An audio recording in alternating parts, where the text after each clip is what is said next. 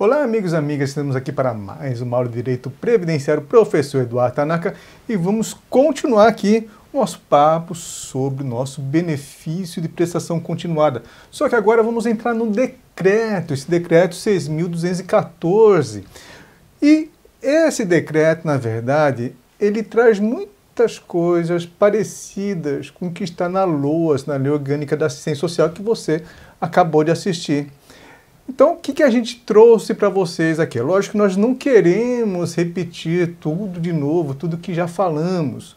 Então, eu pensei alguns artigos, algumas partículas aí do nosso decreto para a gente poder trabalhar agora aqui em sala. De repente, cai na sua prova.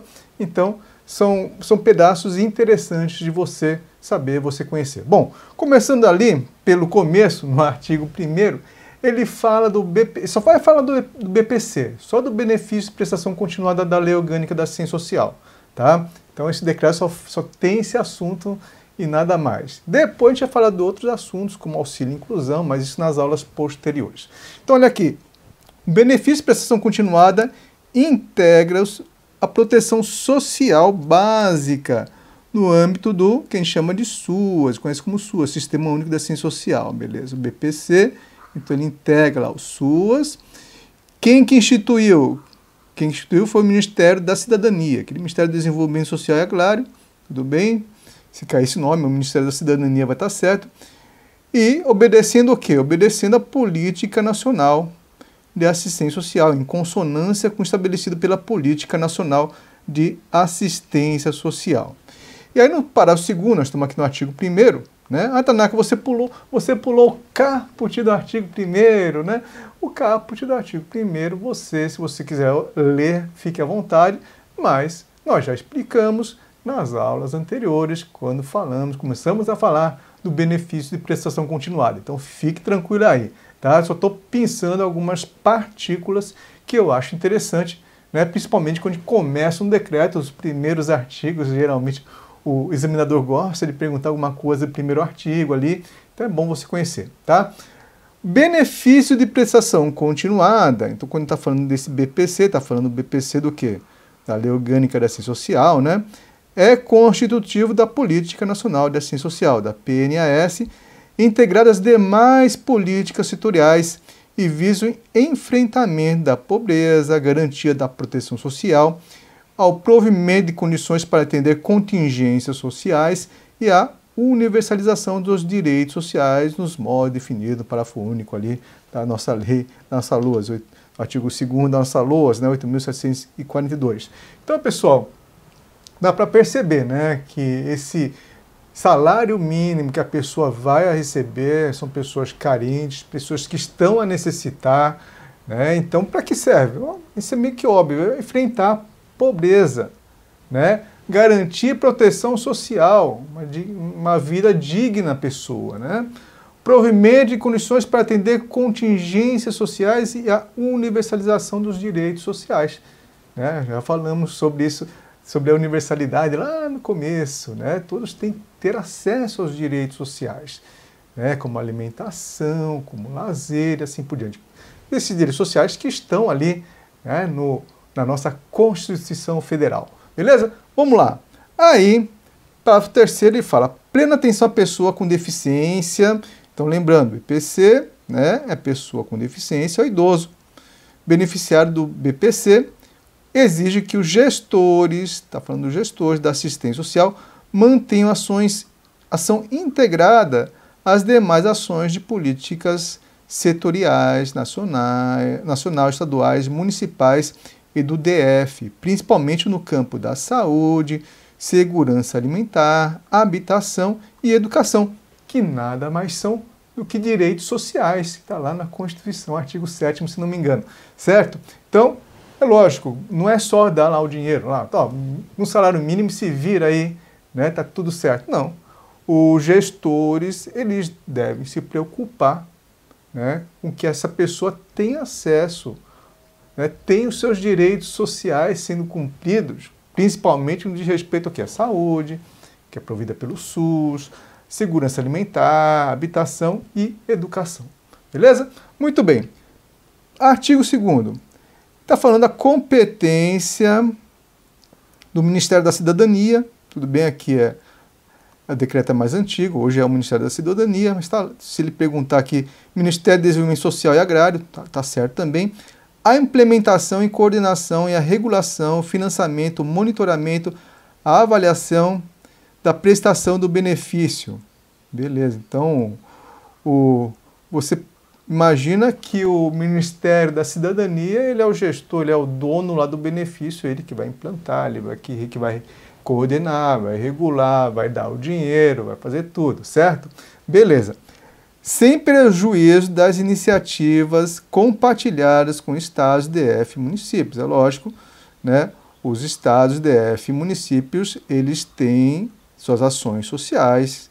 Então não é porque é dado um benefício que os estados, DF e municípios não podem também ajudar essa pessoa, principalmente no que nós vimos no parágrafo anterior, né, de falar lá de saúde, segurança alimentar, habitação e educação.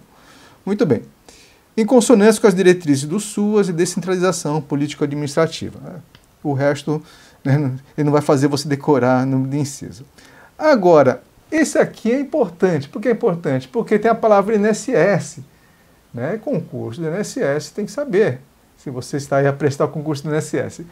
O Instituto Nacional de Seguro Social, INSS, é responsável pela operacionalização do benefício de prestação continuada nos termos deste regulamento. Por que INSS? Porque nós temos, você na sua cidade aí, né, você sabe onde fica o Ministério da Cidadania? Tem algum Ministério da Cidadania aí na sua cidade? Sei lá, algum prédio do Ministério da Cidadania na sua cidade, tirando o pessoal que mora no DF, obviamente, né? Não, né? Você tem lá o Ministério da Cidadania, que fica ali em Brasília, nossa capital federal. Mas, o que você tem em quase todas as cidades, né? Pelo menos de médio e grande porte, você tem uma agência do INSS. Então, imagina a permeabilidade que tem as agências do INSS. Então fica mais fácil, né, falar, autarquia INSS, você que vai fazer as perícias médicas, você que vai fazer a análise para ver se a pessoa tem ou não tem direito a este benefício. Tá? Então essa operacionalização é feita por quem está mais perto da população, que é o próprio INSS, onde vocês vão trabalhar aí no futuro, certo? Beleza. E aqui, no artigo 4º, ele dá alguns conceitos, tá? Vamos só dar uma lida, que eu peguei estes conceitos que eu achei mais pertinentes, que não estão na lei orgânica, tá? Então tá lá, para fins de reconhecimento do direito ao benefício, considera-se incapacidade. O que é incapacidade? Então cuidado, que a gente estudou em direito previdenciário, estudamos nos benefícios previdenciários. Quando a gente fala em incapacidade, em regra, o que é? É incapacidade para o trabalho. Só que aqui, não necessariamente.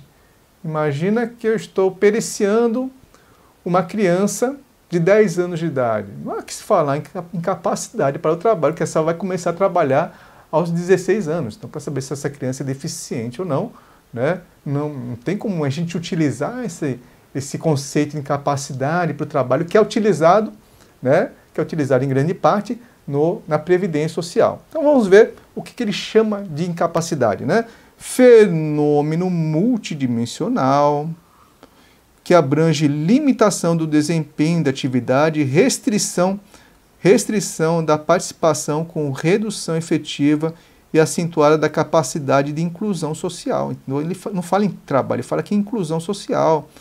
Né? Então, você percebe que uma criança que é, por exemplo, cadeirante, ela tem uma determinada restrição de participação, redução efetiva acentuada, capacidade de inclusão social. Né? Ela vai encontrar mais barreiras, né? Mais barreiras na sua vida. Em correspondência à interação entre a pessoa com deficiência e seu ambiente físico e social. Então esse aqui é o conceito de incapacidade. Agora vamos ver qual que é o conceito de família para cálculo da renda per capita. Então imagina, sabe aquelas novelas que você assiste, que toda novela é uma coisa de doido, né? Tem a casa e a casa mora todo mundo. Mora o pai, a mãe, os filhos, o tio, o avô, a sogra, o cunhado, o amigo, né? Naquela casa mora todo mundo, né? E aí, quem que a gente considera família quando a gente vai fazer aquele cálculo da renda per capita, né? 1/4 do salário mínimo, para ver se atingiu ali 1/4 do salário mínimo, ou para ver se é menor que 1/4 do salário mínimo, né? Como que é feito esse cálculo? Você pega todo mundo que está na casa, aí, cunhada, sogra, sogro, vamos ver. Então não pega todo mundo, conjunto de pessoas composto pelo requerente, pessoa que está pedindo, e aí, gente, ele vai falar do núcleo familiar, papai, mamãe, filhinhos e os pais dele, né? É o núcleo familiar ali. Só. Ah, cunhado, sogra, não, esqueça, né?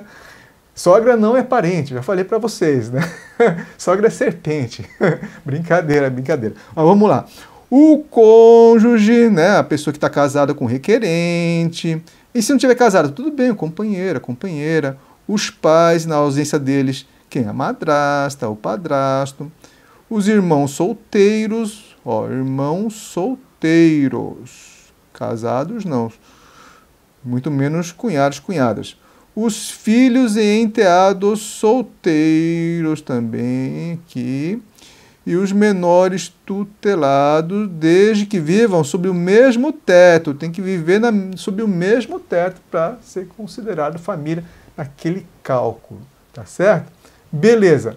Próximo aqui. Renda familiar, renda mensal bruta familiar. Então, para você saber fazer o cálculo, você tem que saber o que eu vou considerar como uma renda mensal bruta familiar. Porque tem que pegar tudo que aquela família ganha e dividir pelo número de pessoas. Né? Por exemplo, tudo que aquela família ganha dá um salário mínimo. Divide, e vamos supor que tem 5 pessoas na família.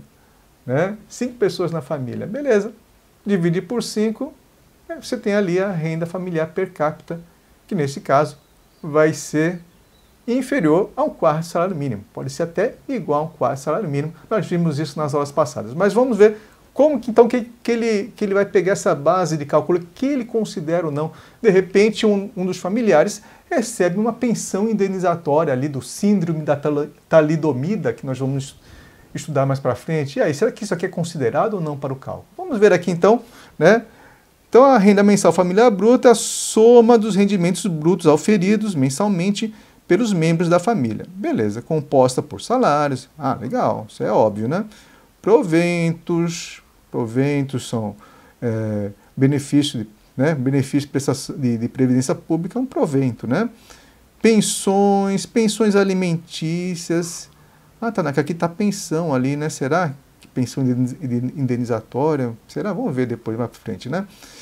Pensão alimentícia, benefício de previdência pública ou privada, seguro-desemprego, comissões, a pessoa que trabalha em loja e ganha comissão, prolabore, a pessoa ela é dona de uma empresa e recebe através de prolabore, é contribuinte individual, outros rendimentos do trabalho não assalariado, rendimentos do mercado informal, a pessoa que camelou ali, ó, mercado informal, o autônomo, rendimentos auferidos do patrimônio, né? A pessoa, por exemplo, aluga, tem lá uma casa que ela aluga, então um rendimento auferido do patrimônio, renda mensal vitalícia e benefício de prestação continuada. Esse benefício de prestação continuada, cuidado, não é o benefício de prestação continuada da Lei Orgânica da Assistência Social.